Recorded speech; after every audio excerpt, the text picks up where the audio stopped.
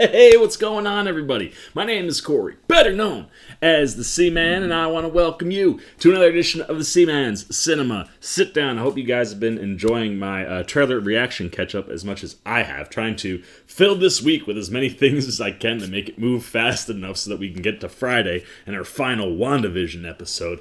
And I've been having a blast with the trailer reactions. I haven't done this many in this short amount of time, or just in general, because with the pandemic and stuff, there's been less movies and less big trailers to look at, but certainly have had fun the last 2 days. But it's time to shift gears and talk a little movie action, because when we haven't been watching trailers and we haven't been hard doing work at my job, I've been watching a bunch of movies and just haven't had a chance to sit down and talk about them with you. So we are going to change that, because there are movies out there to rent, like this movie, that you might be going, should I rent this movie? Well, hopefully I can help you make that decision. So why don't you pull up a chair, take a seat. We are getting ready to dive in spoiler-free into Barb and Star Go to Vista Del Mar. That's right, Kristen, Wiig, and Mumolo are back at it. They are the writers here for Barb and Star, and obviously our leads. And while this is no Bridesmaids,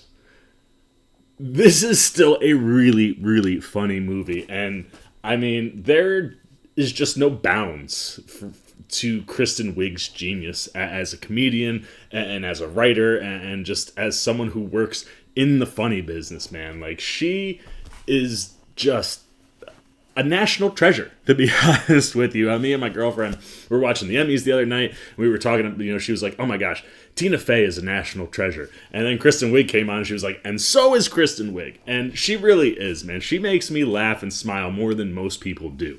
And when this trailer dropped, I got excited because I love the style of comedy that these two can bring to anything that they work on. But in particular, I really love when you go into the weird realm of funny, and Wiig and Mumolo prove throughout this entire movie that they can dominate inside a really weird movie. And this movie is weirder and more out there than even the trailers let on. The trailers made it seem like Barb and Star were going to go on a vacation and just get into all sorts of weird hijinks because they are very strange individuals. And that's true. We do get that in the movie. But this is like one of those like classic 90s, early thousands movies where you have a pair of people, kind of like a Dude, Where's My Car, for instance, where you've got this pair of characters that you're following and running along with, and they got their own story going on. But why they got their own story going on, there is a bigger story that is operating underneath their story, involving kind of a sinister twist, so to speak. That's how our bad guys kind of get into this movie. And what their storyline is runs directly into Barb and Star's vacation. And the opening sequence, I was texting my friend Hill, who we were both have been very excited for this movie since it first got announced. And I was like, oh my gosh, I'm maybe like 3.5 minutes into Barb and Star right now, and my jaw is on the floor, and I cannot wait for what's ahead of us. It opens with actor Rain Doy, who plays Yo-Yo. And we've seen it in the trailer where he's singing along to the music that he's got going on in his headphones while he's delivering newspapers. And that whole bit is crazy, but he is the way in to this other storyline. And when it hits, it so rings the bell of a very particular movie franchise.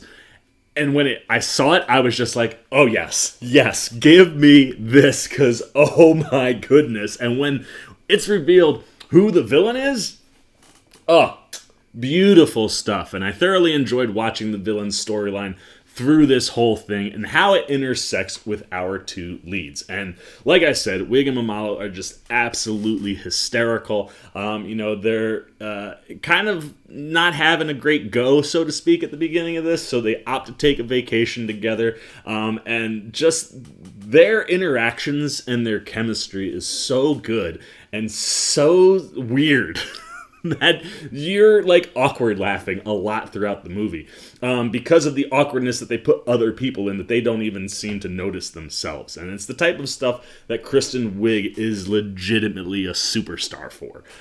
So all of that stuff works really, really well. And I love their chemistry and the back and forth and the story, that they go on. This journey they go on has a lot of ups and downs. Things come in between the two of them. They come back around. And it all works really, really well. But I also adore their relationship with Jamie Dornan in this movie. Edgar Paget. So good, man. They both seriously have a thing for Dornan the minute he shows up. How he shows up and how he's introduced to Barb and Star is one of the best stretches of the entire movie, and I recently saw that sequence has an extended cut. And let's just say it involves some music and some dancing. There's a couple song and dance numbers in this movie. And it's wonderful, and I need to find this extended cut of this sequence because I just love the way that Jamie Dornan committed to playing this type of character and playing into this type of comedy. It's not something that I've ever really seen Dornan in before, but he nails it perfectly. He's just like one of these self-loathing individuals where it's like if he has to knock himself down to elevate the person he's trying to impress, he will do that, and he'll go to any ends in order to impress specific people throughout the movie. And seeing him interact with Mumolo is great. They have some really nice back and forths, but in particular, the chemistry he has with Wiig and what their relationship and interactions are like throughout the whole movie. Oh man, it was just wonderful. And the way that just kind of plays into the overall story and where this thing leads us to. Oh, it's just, it's so insane. Like, I go to Dude, Where's My Car? Because it's that level of like, you got this one thing going on with these two characters, and this other bigger thing that is slowly encompassing their story is just ludicrous. And the way it plays out, the way it plays into the finale, and the way everything is executed, I was laughing my ass off the whole movie. And like I said, Dornan, Wiig, Mumolo are all excellent.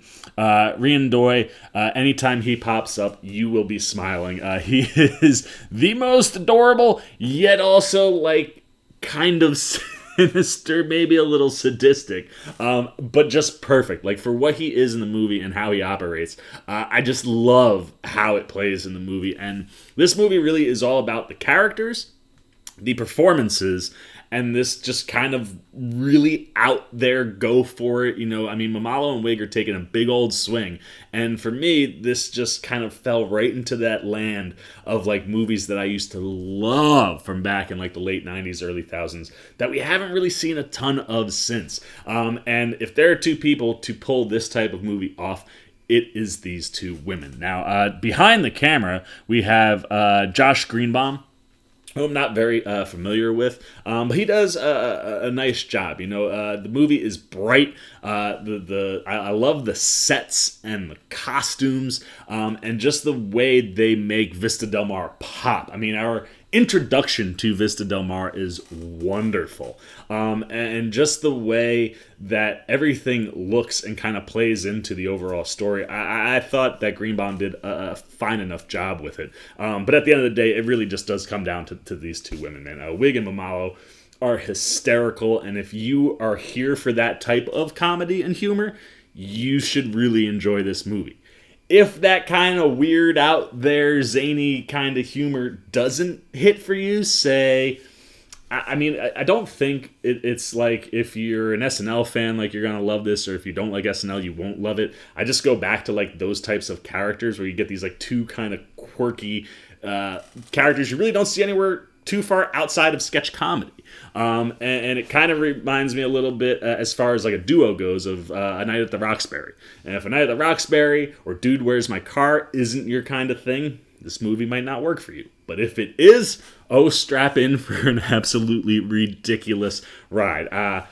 $20 is always hard when you gotta rent it, but I thought it was supremely worth it. I watched the movie twice, laughed my ass off both times.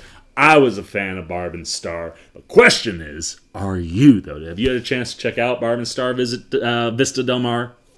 Was it everything you were hoping for? Was it nothing that you expected it to be? Did it work or not work? Like I said, this is a very specific brand of humor that if you dig, you should really, really enjoy this movie because these two are at the top when it comes to this style of comedy. So if that's your type of thing, if this movie worked for you, I would love to know that. If it didn't, if this is a movie where you're like, I don't know, man, like, seems a little too weird or just didn't work for you, please hit those comments down below. Let me know everything you're thinking about Barb and Star go to Vista Del Mar. And if you haven't seen the movie, let me know if you're interested. Maybe you're going to check it out. Maybe not. Anything you're thinking, good, bad, and different about Barb and Star, go to Vista Del Mar. Goes down below in the comment section. As always, if you enjoyed this video, please give me a thumbs up. And if you're new, you want to come hang out with the old C-Man anytime. We're talking movie, TV, trailer reactions. We got WandaVision coming up, as I mentioned.